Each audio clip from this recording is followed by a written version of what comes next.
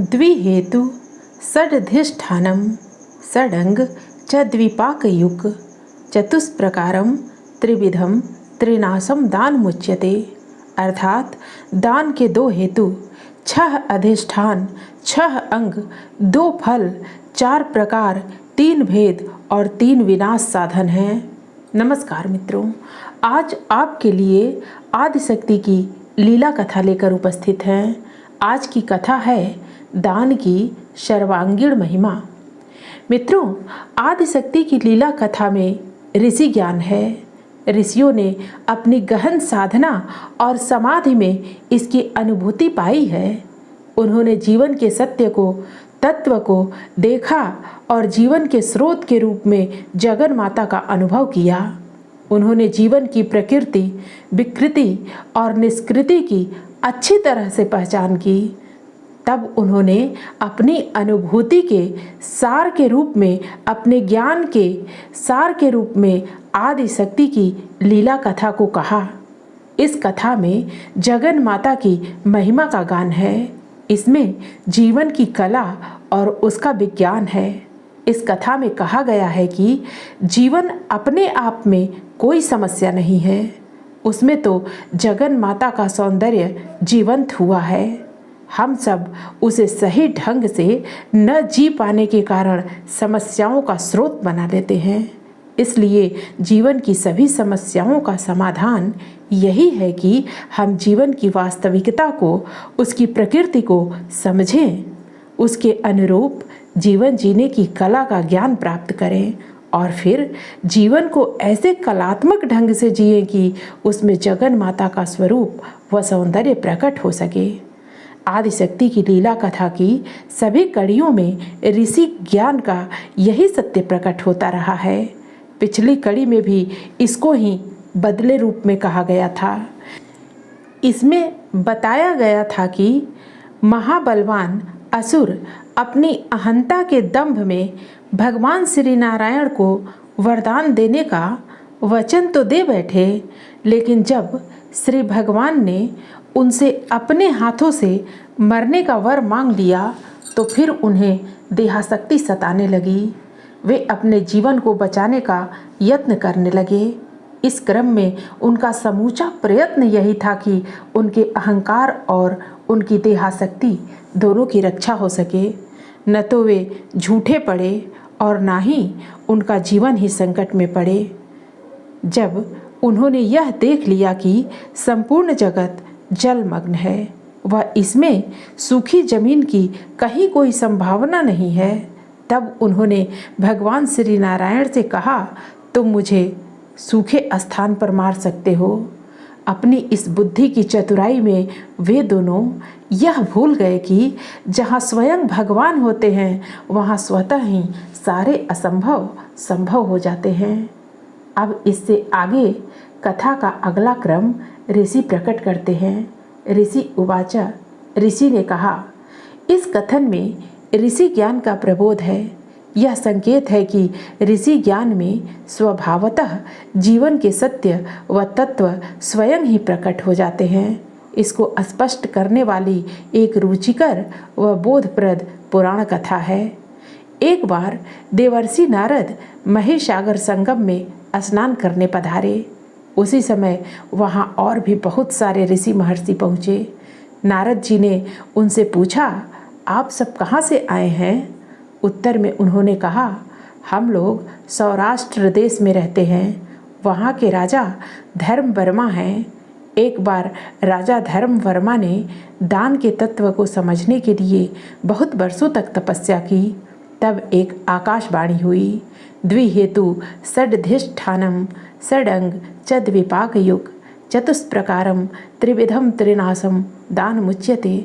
अर्थात दान के 2 हेतु, 6 अधिष्ठान, 6 अंग, 2 फल, 4 प्रकार, 3 भेद और 3 विनाश साधन हैं। आकाशवाणी के इस कथन को राजा समझ नहीं सके। तब उन्होंने यह घोषणा करवाई कि जो आकाशवाणी द्वारा कहे गए श्लोक की व्याख्या कर देगा उसे मैं 7 लाख गौ में उतने ही स्वर्ण मुद्राएं और 7 गांव दे दूंगा। लेकिन अब तक कोई भी इसकी व्याख्या नहीं कर सका है। यह सुनकर देवर्षि नारद कौतुकवश सौराष्ट्र प्रदेश में ब्राह्मण का वेश धारण कर राजा धर्मवर्मा की सभा में पहुंच गए। वहां उन्होंने राजा को आकाशवाणी के श्लोक और उनके उद्घोष की याद दिलाते हुए कहा, राजन, आपके श्लोक में 7 प्रश्न हैं। अब क्रम से अपने इन प्रश्नों को और उनके उत्तरों को सुनिए। पहला प्रश्न, नंबर 1, दान के 2 हेतु क्या हैं? तो इसका उत्तर है कि श्रद्धा और शक्ति दान के हेतु हैं, क्योंकि दान का थोड़ा या बहुत होना पुण्य का कारण नहीं होता। बस न्यायोपार्जित धन अथवा साधन का थोड़ा सा भी दान परमेश्वर व देवगणों की प्रसन्नता का कारण होता है। इस तरह दान कर्म में शक्ति का सदुपयोग व श्रद्धा का सदुपयोग दोनों सम्मिलित है।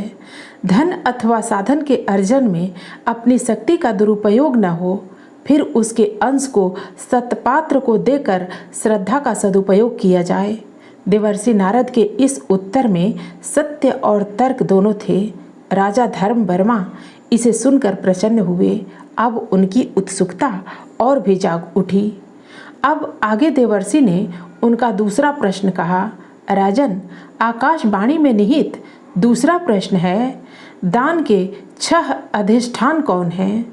तो इसके उत्तर में हम आपसे कहते हैं, धर्म, अर्थ, काम, लज्जा, हर्ष और भय, ये दान के 6 अधिष्ठान हैं। इन 6 को सम्यक दान के आधार के रूप में माना जा सकता है। इसका अर्थ है, दान देने वाले और दान लेने वाले में धर्मपरायणता का होना अनिवार्य है। दान सकाम और निष्काम दोनों तरह से किया जा सकता है। सकाम दान से कामनाओं की पूर्ति होती है और निष्काम दान से कामनाओं की निवृत्ति और मोक्ष की प्राप्ति होती है। इसलिए दान में काम अपने सम्यक रूप से उपस्थित है। लज्जा दान का आधार इसलिए है क्योंकि इसी से देने वाले में अभिमान नहीं आ पाता। इसी तरह दान देते समय हर्ष का भाव इसलिए होना चाहिए क्योंकि इसी दान के पुण्य से भविष्य में सुख प्राप्त होते हैं। जिस तरह दान देते समय हर्ष होना चाहिए, उसी तरह दान न देने वाले को भय होना चाहिए, क्योंकि न देने वाला स्वयं ही अपने भविष्य के सुखों को विनष्ट कर लेता है। ऐसा कहकर देवर्षि ने कहा, राजन, आकाशवाणी में निहित तीसरा प्रश्न है, दान के 6 अंग क्या हैं? तो इसके उत्तर में मेरा आपसे यह कहना है कि दाता, प्रतिगृहता, शुद्धि, धर्मयुक्त देय वस्तु, देश और काल, ये दान के 6 अंग हैं। दान कर्म में इनमें से सभी का सही और समुचित होना आवश्यक है। इनमें से किसी के अपूर्ण होने से दान कर्म संभव नहीं हो पाता। इसके पश्चात आकाशवाणी में निहित अगले प्रश्न की बारी है। यह अगला और चौथा प्रश्न है, दान के फल क्या हैं? तो राजन, दान के 2 फल इहलोक और परलोक हैं। दान देने वाले को इन दोनों की सहज प्राप्ति होती है। इसके पश्चात 5वां प्रश्न है, दान के 4 प्रकार क्या हैं? इसके उत्तर में मेरा कहना है कि ध्रुव, त्रिक, काम्य और नैमितिक, ये दान के 4 प्रकार हैं। प्रकृति और पर्यावरण के संरक्षण व संवर्धन के लिए जो धन व्यय किया जाता है वह ध्रुव दान है। वृक्षारोपण, यज्ञ आदि कार्यों के लिए दान ध्रुव कहलाता है। इसका पुण्य अनंत होता है। नित्य दान को त्रिक कहते हैं। कामनाओं की पूर्ति के लिए किया गया दान काम्य कहा जाता है। ग्रहण, संक्रांति आदि पर्वों पर किए जाने वाले दान को नैमितिक कहते हैं। अब 6ठा प्रश्न है, दान के 3 भेद क्या हैं? तो उत्तम, मध्यम व कनिष्ठ, यही दान के 3 भेद हैं। अब अंतिम और 7वां प्रश्न है, दान का विनाश करने वाले 3 विनाशक साधन क्या हैं? इसका उत्तर यह है कि दान देकर पछताना, अपात्र को देना और बिना श्रद्धा के देना। इन तीनों से दान के पुण्य का विनाश होता है। देवर्षि के इन उत्तरों से राजा धर्मवर्मा संतुष्ट और प्रसन्न हुए। लेकिन जब उन्होंने ब्राह्मण वेशधारी देवर्षि को अपने द्वारा घोषित पुरस्कार राशि देनी चाहिए, तब देवर्षि ने अपना वास्तविक परिचय देते हुए उनसे कहा, राजन, मैंने आपकी जिज्ञासा का समाधान कर दिया। अब आप इस राशि को लोकोपयोगी कार्यों में व्यय करें। इससे आपको दान का वास्तविक पुण्य मिलेगा। मित्रों, फिर मिलते हैं अगली प्रस्तुति में नई कहानी के साथ। धन्यवाद।